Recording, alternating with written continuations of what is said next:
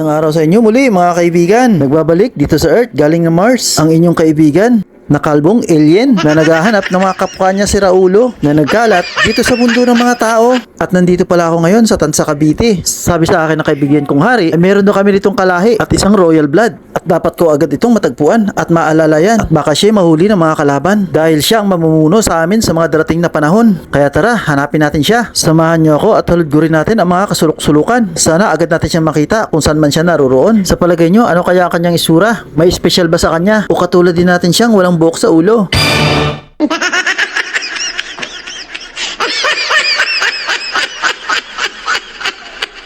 Alam niyo ba na sobrang laki talaga ng tulong nitong aking sasakyang UFO. Napaka high-tech talaga. Pag meron tayong ganito, mabilis talaga nating mahanap ang ating mga kalahing alien. Pero nababahala ako sa sobrang daming tao dito. Baka mahirapan tayong maghanap. Kaya isasuggest ko sa mahal na hari na magpagawa na ng alien detector para mas mabilis nating mahanap ang ating mga kalahi.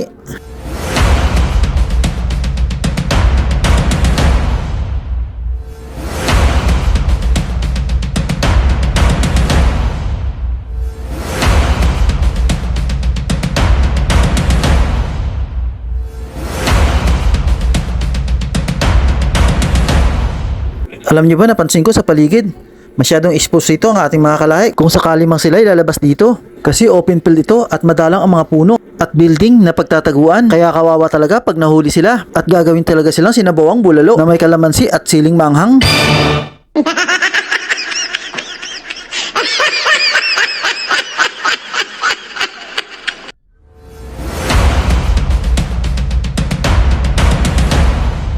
Napansin ko na mahabang oras na ang ating ginugol sa paghahanap at hanggang ngayon hindi pa natin nakita ang ating kalahi. Ano na kaya ang nangyari sa kanya? So paano mga kaibigan? Ako'y magsiseryoso muna sa paghahanap. Hanggang sa muli nating pagkikita. Bye bye!